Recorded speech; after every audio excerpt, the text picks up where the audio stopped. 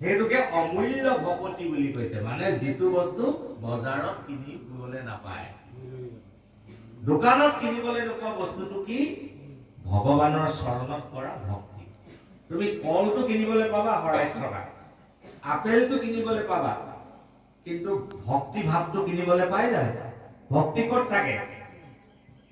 ক'ত থাকে ভক্তি? হৃদয়ত থাকে। কোনোবা অকমানি ছোৱালী এজনী ভক্তি সদায় মানুহৰ অন্তৰত থাকে। সেইকাৰণে লক্ষ্মীনাথ বেজবৰুৱাই এটা প্ৰবন্ধত লিখিছিলে যে ভক্তিৰ স্থান ক'ত বুলি ক'লে মানুহে মূৰটোলৈ আঙুলিয়াই নিদি মানুহে বুকুখনৰ ফালে আঙুলিয়াই দিয়ে।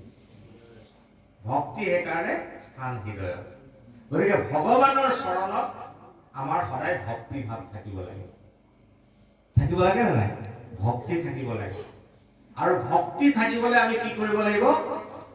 পুৱা গধূলি বা নিজৰ সুবিধা অনুসৰি ভগৱানক অকণমান প্ৰাৰ্থনা কৰিব লাগিব। তুমি পঢ়াৰ টেবুলতে অকণমান সময় তুমি প্ৰাৰ্থনা কৰি ল'ব পাৰা, কৃষ্ণ।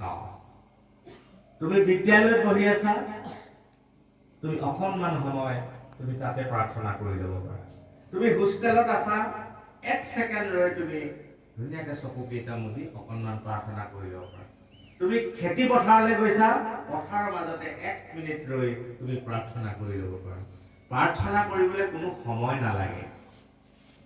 মই যদিও কৈছো পুৱা গধূলি, এইটো এটা আমি ঠিক কৰি লোৱা সময়। ভগৱানক উপাসনা কৰাৰ কোনো সময় নাই।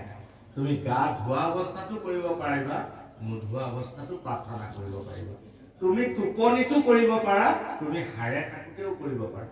তুমি হুচি অৱস্থাতো ঈশ্বৰৰ নাম ল'ব পাৰা, তুমি অসুচি অৱস্থাতো ভগৱানৰ নাম ল'ব পাৰা।